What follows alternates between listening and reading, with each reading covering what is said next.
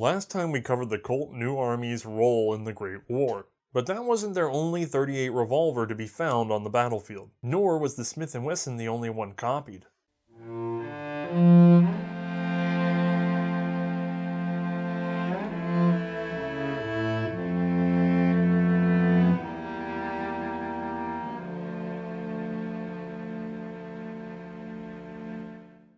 Hi, I'm Othais, and this is yet another Colt revolver.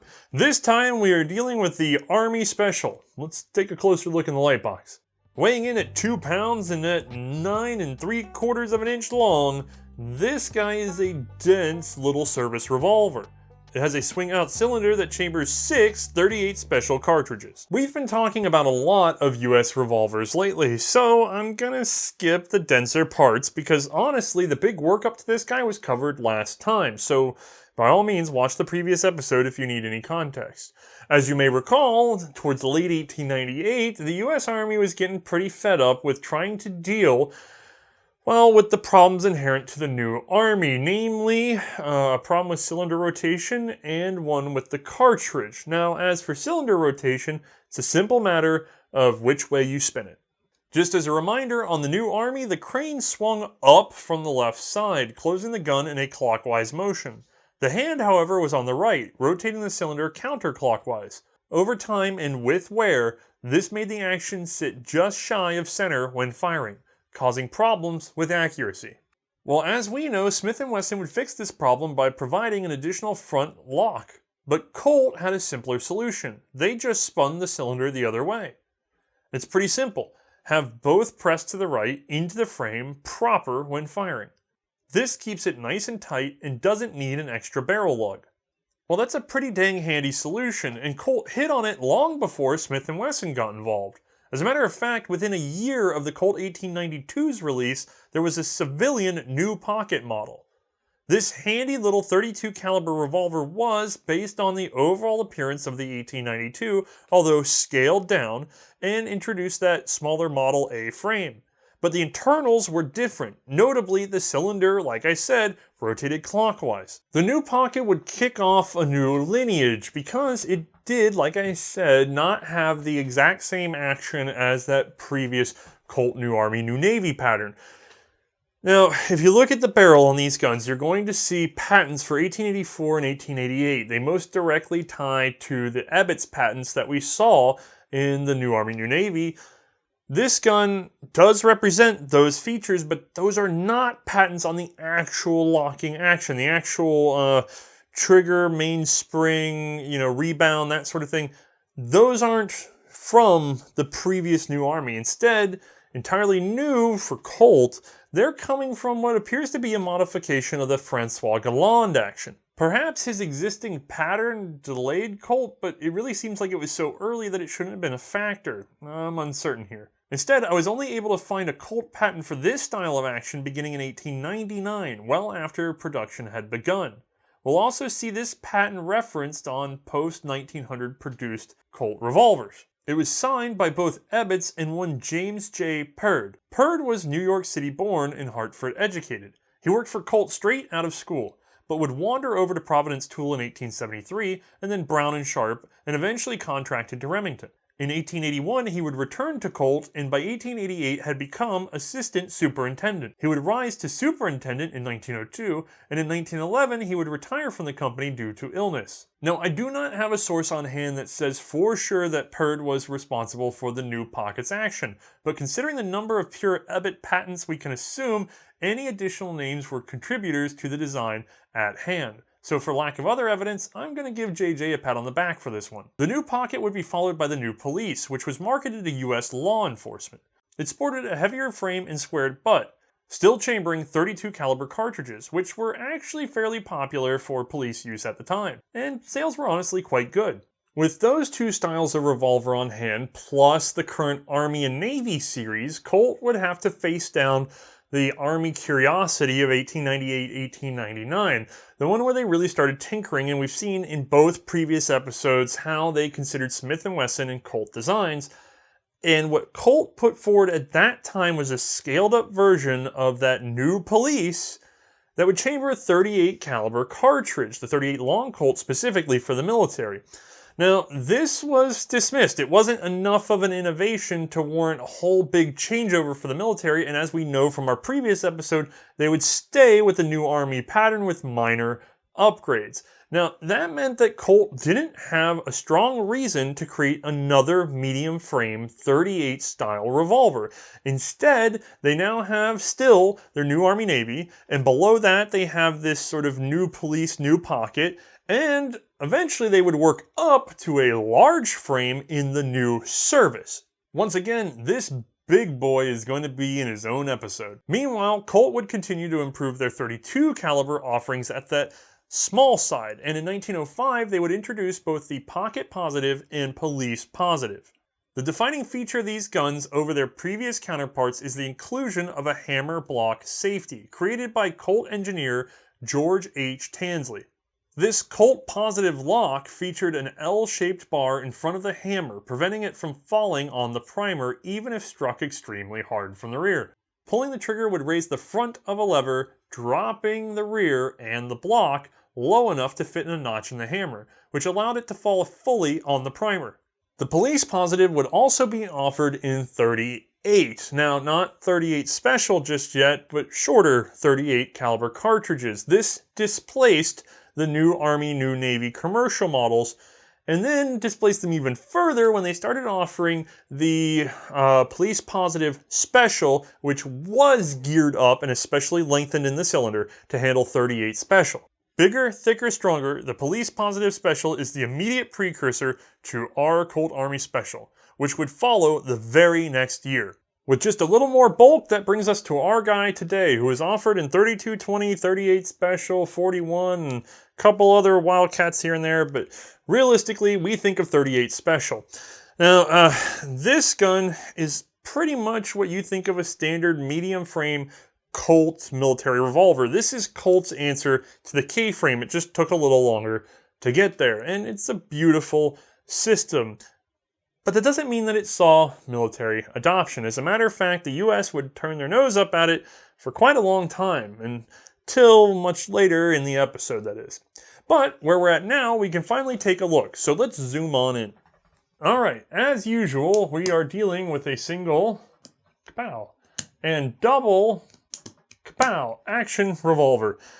Flipping her around, we've got a pull back and release swing out cylinder with simultaneous manual ejection, chambering the 38 special cartridge. So this is bog standard, guys. I think you're all very used to this sort of thing, unless you're a Smith & Wesson fan and you like pushing forward. Otherwise, no surprises, but let's just break it down because we haven't really had a long talk about revolvers in a while. Anyway, full solid frame, see our top strap, simple fixed sight, very low back in the day. This is not a modern with a tall guy. Obviously big prominent hammer with thumb piece. We've got a square butt, wood grips, lanyard ring, and probably more interesting on this one is what you can't make out, which is some markings on our butt. We're going to talk about these later in the episode and break them down for you, but if you haven't caught on yet, that's going to tell you what we're working with. Alright, so I suppose I should probably just take this apart and let you guys see what's going on. And for that, we'll fast forward.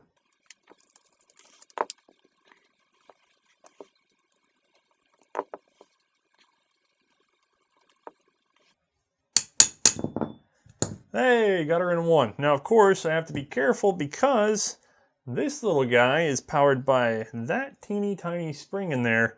Don't lose that, guys, when she comes loose. Alright, so if we're looking at the action, it's a little exposed, so I may lose my arm doing this, but let's look at single, okay, and kapow, and let's see if I can get out of the way enough, double action. Again, the usual setup where we have the extension on the trigger and the nose that sort of gets skipped past. You guys are getting revolver basics by this point in the series, but what we want to pay attention to is that it clearly is derived from like the Galan school of things because of this V spring, which is powering the hammer on one side and pressing down on this lever arm on the other. So this hinged arm is going to rebound our hammer, put pressure on our trigger, and you can see it's sort of slipped off of our hand now, so our hand has no pressure.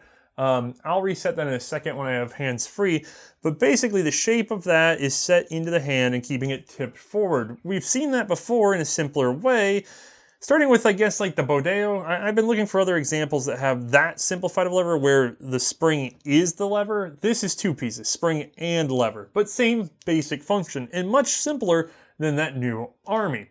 All right, it's kind of crowded in this gun, so it's going to be hard for you guys to make out the details, especially in the special features like the hammer block and stuff. So let's kick it over to an animation by Bruno to make it a lot more clear.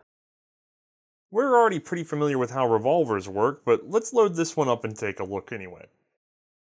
Now we're going to do 3 single action and 3 double action pulls. The big takeaway here is how our Galan style action has a V spring that presses down on a lower lever, which is responsible for most of the operations of the gun. It's going to do things like control how the hand tips forward. It's also going to reset the trigger. The rear of it is going to operate on that cylinder stop, and it's going to serve to put some rebound pressure on the hammer. While this is running, we can also see that hammer block safety at work in the background, but we've already covered that in our 2-dimensional animation earlier. Alright, let's get this over to Mae for a demonstration.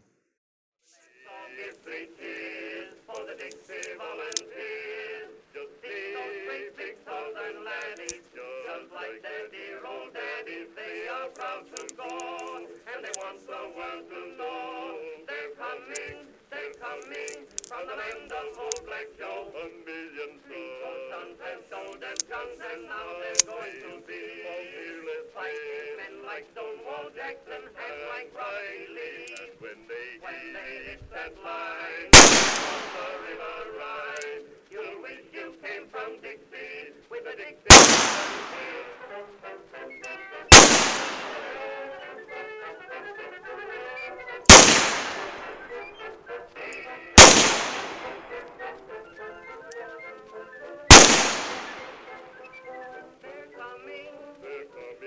From the land of old Black Joe, 1,000,000 sons have sold their guns, and now they're going.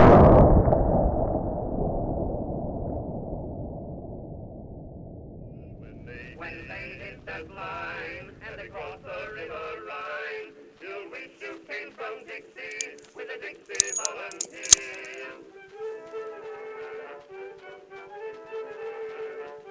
They are all full of fat, those boys keeping fat, behind their regimental band. You know, I expect good things at the end of this episode. But for now, I have a little bad news if you're the Colt Army Special. You see, that Army is really not an appropriate name because contracts were not forthcoming. This gun languished into just plain old commercial work until, that is, of course, war were declared.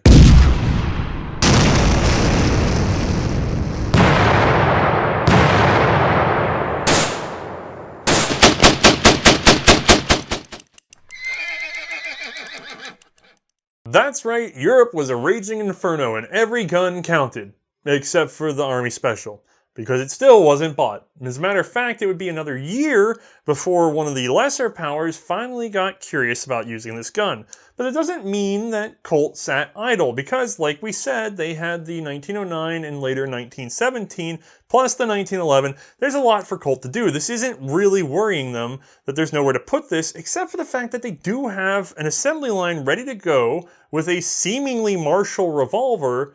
Where the heck are the buyers? Well, they were in Greece, and sorta invited. This is going to be pretty complicated, guys, so strap in for a second. On one hand, Greek Prime Minister Venizelos cited a 1913 treaty with Serbia as a reason to enter the war on the side of the Entente. Unfortunately for him, King Constantine I opposed joining the war and kept Greece squarely neutral. Now, I am reducing this to the absolute minimum, I think. So, you're talking about October of 1915, the Greek Prime Minister lets in the British and French, even though the king wants to stay neutral, so the king has to give some forts over to like Germany and Bulgaria, and that makes everybody mad. And then they start clashing, and you have this sort of like November incident. And that ultimately goes in the favor of the royals for now, which causes the prime minister, now former, unconstitutionally removed, to gather power elsewhere and form a Greek provisional government. And then, look, the royals are backed for a while by Russian influence, but with the collapse of the Tsar, that falls away, and finally the king has to abdicate. His son Alexander would take the throne, but at this point, Venizelos and the pro-Entente government really had full control, and Greece would declare war in June of 1917. Finally. They would field 9 divisions, mostly fighting in Serbia and Bulgaria. They were halted before entering Hungary because, well, they had surrendered. Turning back to 1915, remember the Entente has landed, semi-officially. Well, they wanted to get the Greeks into the fight very soon. They expected it very soon. How could you resist this pressure? So they started going ahead and re-equipping the Greek army, and a lot of this would be French equipment. And so we'll see things, like the Ruby. But it seems the Greek army would also get their own exclusive unlock in the form of this Colt revolver. Now, they didn't really buy it directly. Instead, it was provided, it seems, by France, because the Colt factory letters for these guys say France bought them. But we don't know of any Colts in French hands, at least not originals. It seems like they all went to Greece, and the numbers total roughly 26,000 or so. So it's a significant contract, especially for the army the size of Greece. Awesome. Now, France buying them, I do not know if France went to buy these for themselves and then just turn them over to Greece, or if they bought them specifically for the Greeks. I kind of think it was the latter, because the French really didn't have the 38 special cartridge in their inventory, and for a smaller country like Greece, it would be easier to sort of have this oddball cartridge that you get in one big order, and it just sort of serves you for the course of the war. You can spot a Greek Colt on your own by looking at its butt.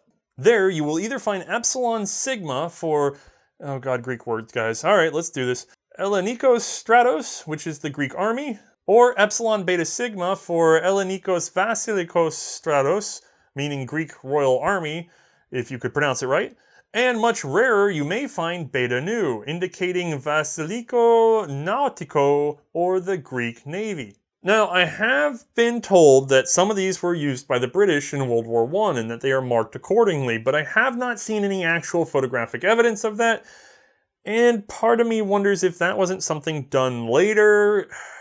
I don't know. The jury's out on that one. If you have some evidence, by all means, send it my way. For now, and even with that, it really can't be that many, or else we'd have found some. For now, this is basically an exclusively Greek revolver for the war.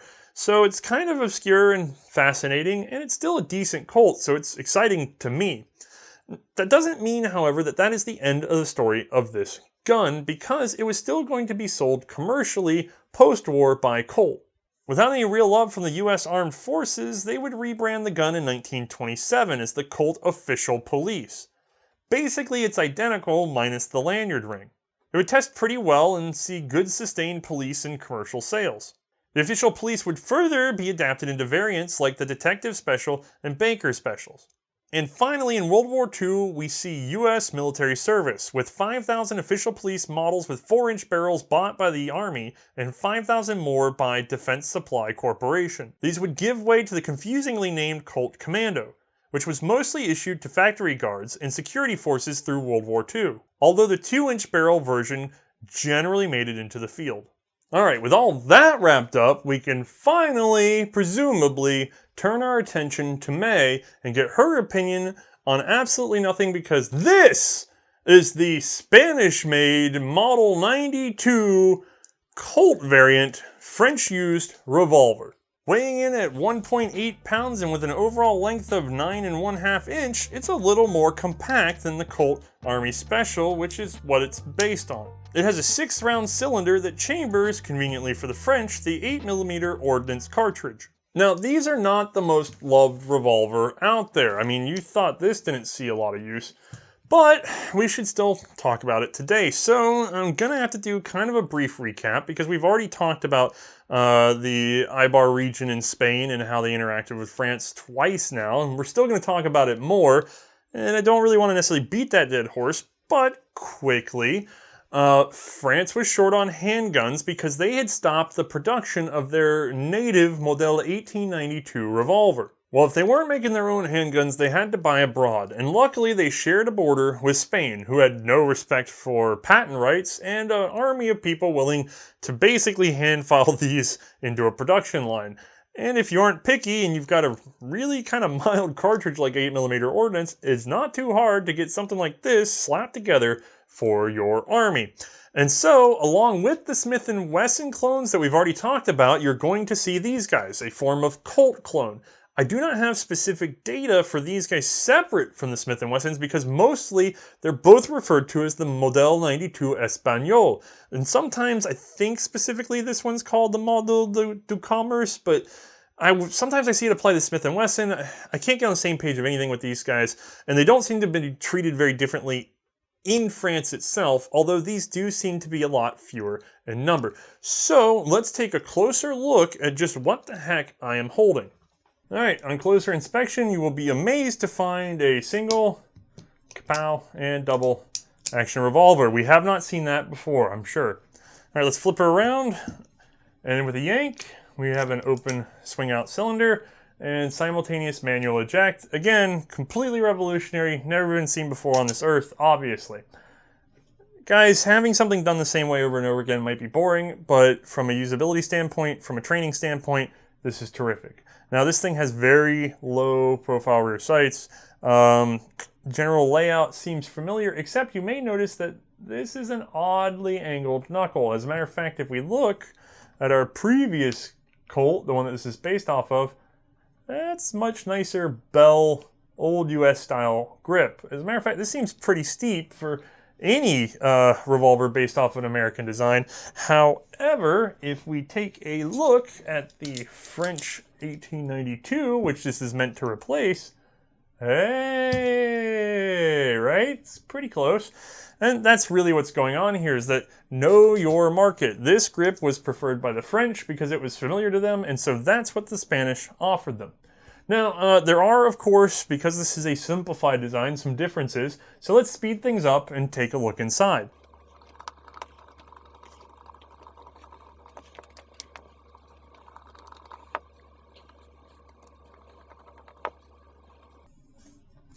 Yeah, for 3 episodes in a row, I have been dealing with all these screws. I really miss the Bodeo and other simple latch-style revolvers like the Gasser.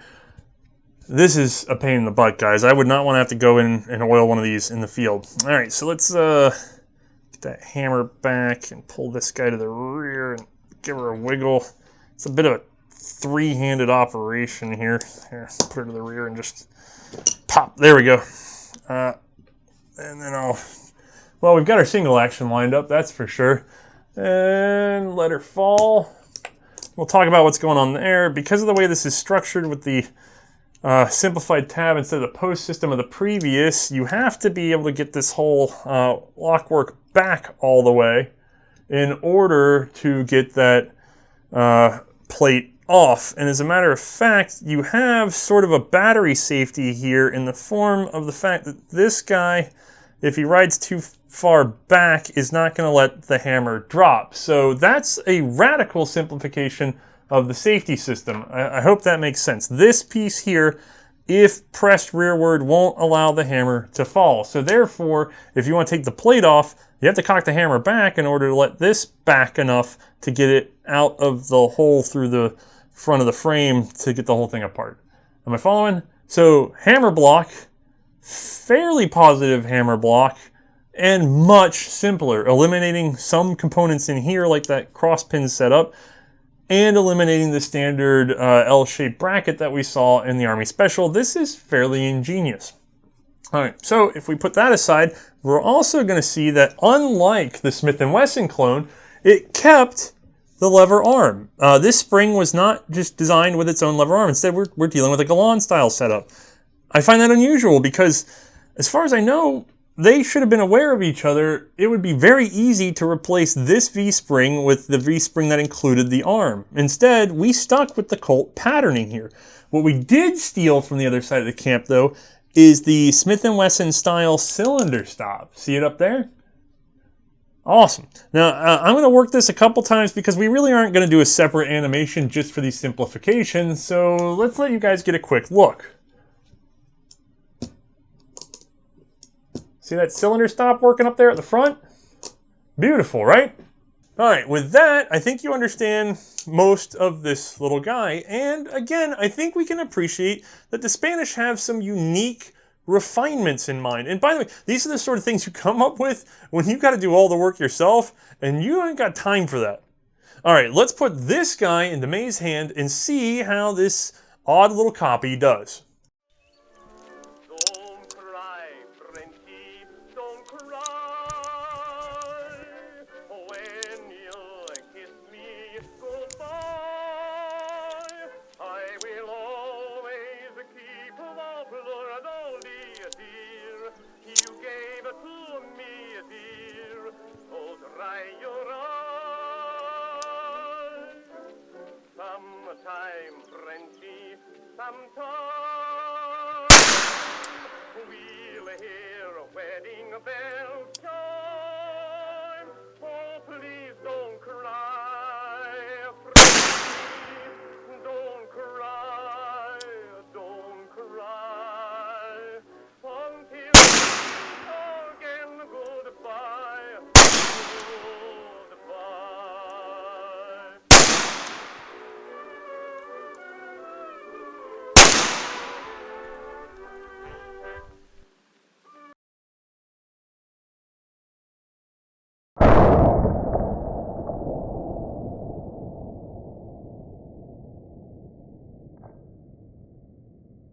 Feel the scars of Flanders, a tiny spark will light the dark, or it will bring a message back to Flanders. Thank you, Mae, once again for braving the dangers of the obviously suicidal Spanish handguns. That's how they've been referred to before, right? Anyway, these little guys were actually produced by more than one manufacturer, although how many were specific to World War I, it's kind of hard to tell thanks to post-war sales. For certain, we know of both Garate Anitua and Antonio Eresti. There have also been examples marked Vleit, V-L-E-I-T, and an example marked by Isidro Cordura. Both of those might be post-war production for police, we're not really sure. Now, a handful of photos tell us that these stayed around after World War I for some police use, but were mostly sold off commercially.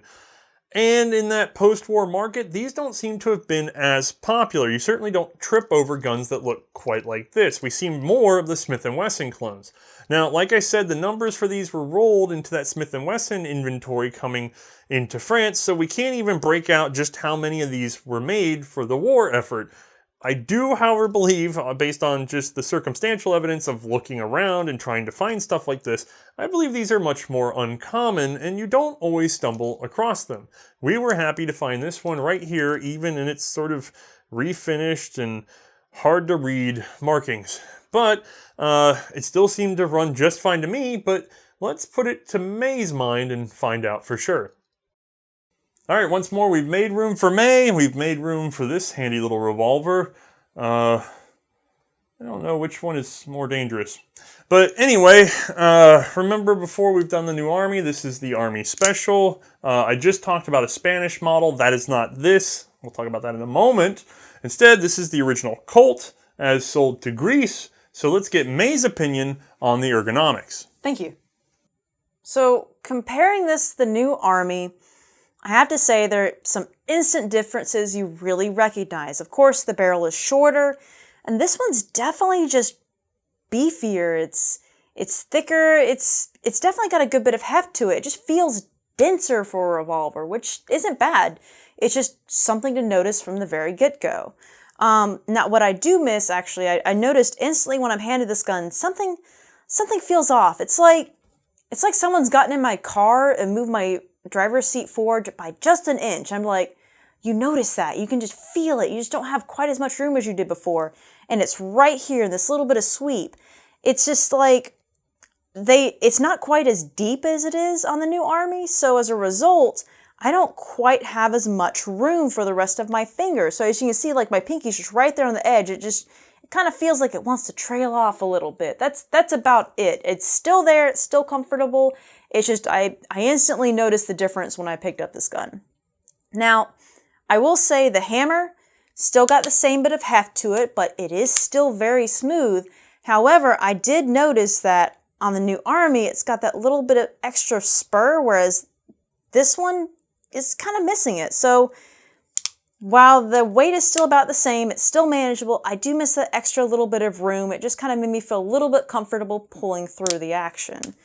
Last but not least, operating the cylinder. I really felt like on the new Army, I felt like I had to kind of reach around to be able to operate it. Whereas this one, it's still got the texture grip. There's still a nice little cliff right here that I really feel like I'm able to get a good purchase on. I'm able to easily swing out the cylinder.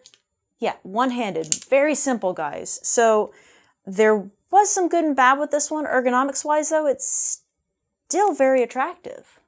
Yeah, I feel like most of the issues with this gun come from previously handling the new Army and expecting that same general fit and feel.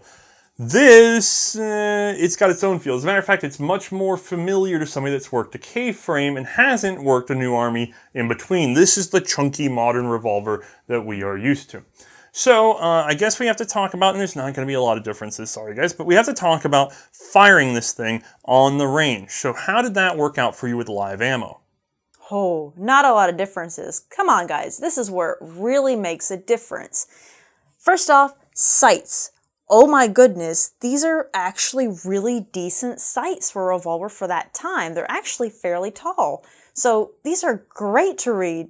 Don't need to point and shoot with this one. I can re-aim. I can realign my shots fairly easily with this one, so that was fantastic.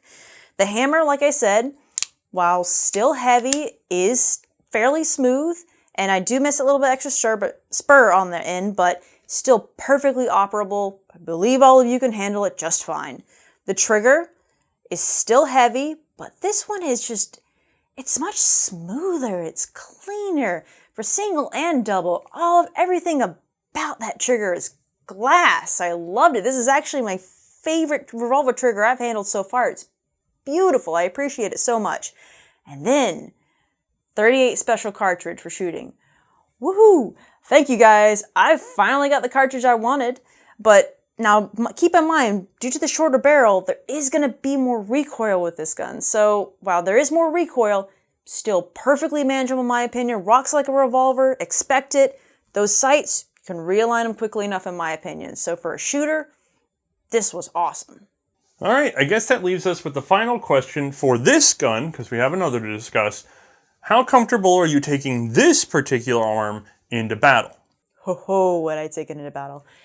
Seriously, they made a lot of improvements with this gun. The sights are fantastic. Opening and closing the cylinder is a breeze. The trigger is like glass. Overall handling for this gun, there are a lot of improvements that I can appreciate. Not only that, the cartridge is better. 38 Special, hello, that's what I talked about last time. If you haven't seen that episode, go watch the previous episode, you lazy kids.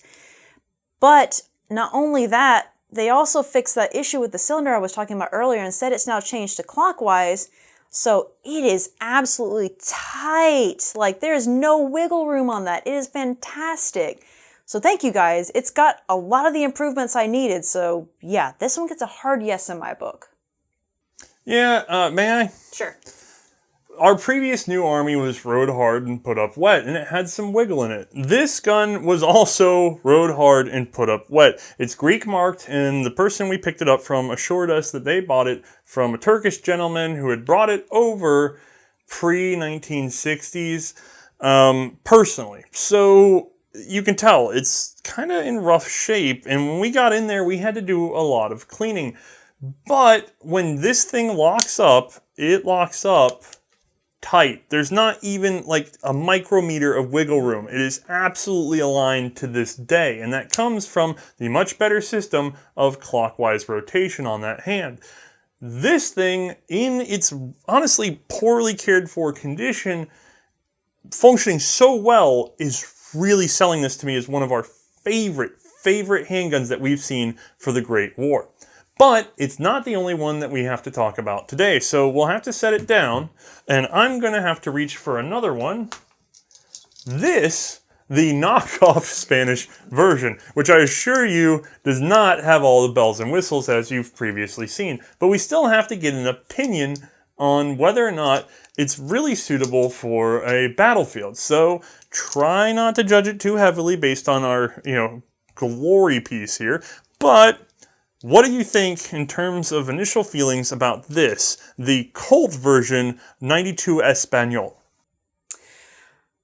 Yeah, okay, let's get into some of the differences on this thing. So, right, all right, anyway, it's definitely lighter. It's got the longer barrel. The grip is much steeper and thinner. It kind of reminds me of the French 1892. More on that in a moment. I'll get into that one. Anyway, the hammer, lighter, still fairly smooth, and honestly not awkward at all to operate in my opinion. The cylinder release, it's kind of bulky, and while it still has some good texture grip on there, it's awkward, but you know what? It works. You can get your thumb around it, so just work with it, guys. Ergonomics wise, it's just a little strange. Yeah, that gun has a lot more in common with French tradition than American tradition. And that's fine because it was sold to, surprise, surprise, the French. So, I'm curious though, what's it like when you actually shoot something like that? We're talking about lighter, we're talking about cruddier, we've got a weird grip, but we're shooting a very mild 8mm ordnance cartridge. What does that stack up to for you?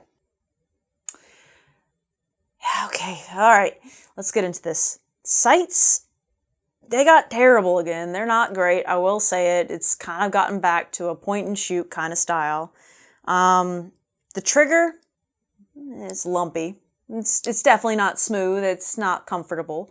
And I already mentioned the hammer. It's, while smooth, it's not actually a bad hammer, so that's okay. It's got it working for it. 8mm ordnance, not a very strong cartridge, so it was a milder recoil.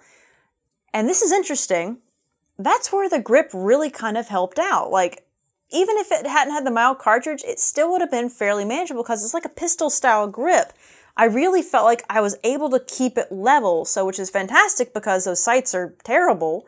I didn't really have to change my line of sight that much. It just kind of naturally feels like it wants to realign easily. So, yeah, that's pretty much it. It was an okay shooter. It was fun to shoot, but it wasn't my favorite, and the cartridge is kind of weak.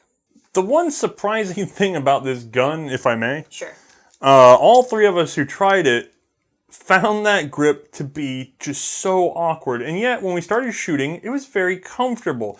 There's nice steep inlet for your middle finger, and then it's presenting with a square knuckle at the back, deep into your palm.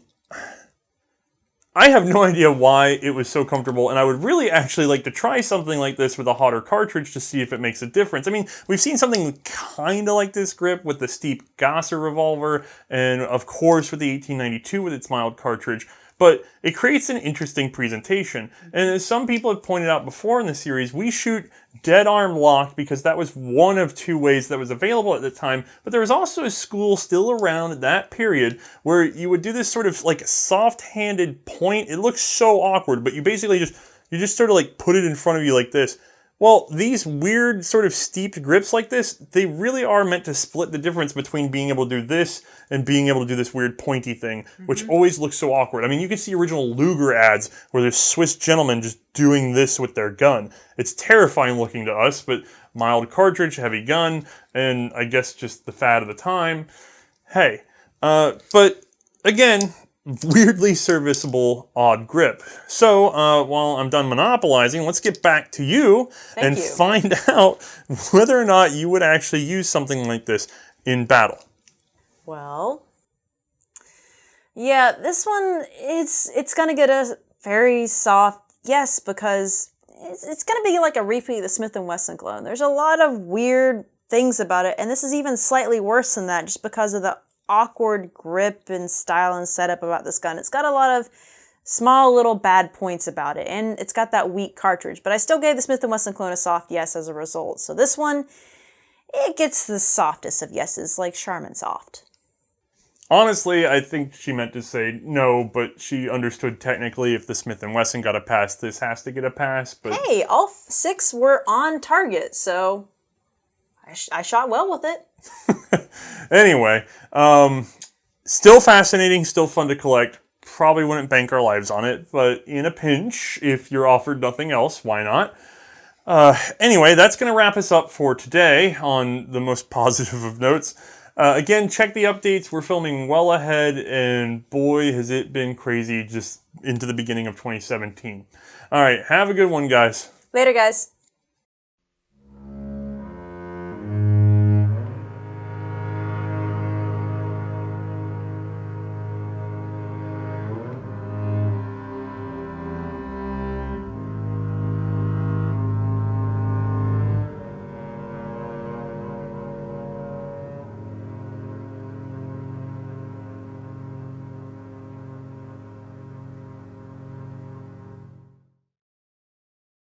Alright, gang, updates. Number 1, Mark is probably getting his own show.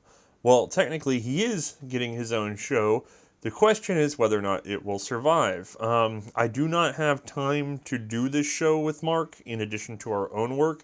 I will have no help of pulling ahead, and I especially will have no hope of sort of getting around these harder to find guns if I'm doing it. But our animator Bruno is considering coming to town and setting up shop to help Mark out. That, of course, will be a little pricey, so we are probably going to float a separate Patreon for that particular show by those two gentlemen. More to come. This is all sort of in the sketch phase, but you'll start to see some trial episodes in the next couple weeks. Number 2, I do have to say something specific to a sandwich. I am honored and somewhat terrified to be on that list. Number 3, this is going to get a separate video as well, just as a quick announcement so people really see it. But for now, I wanted to go ahead and get it out there. I am putting an email on your screen now. This email address is for anybody interested in getting a hand on a 7.65 long or 11mm GRAW reloading die set. We have some people over at Gunboards that are looking to get together and bulk order these guys, at least 25 units, to get them down to an affordable cost of under $50. Right now, trying to get an 11mm GRAW die or a 7.65 long die is very hard and very expensive, so we are going to happily join in on this initiative, and we thought you guys might want to hear that as well. So just pop an email there if you're interested, and we'll try to get a list going. All right, thanks a lot.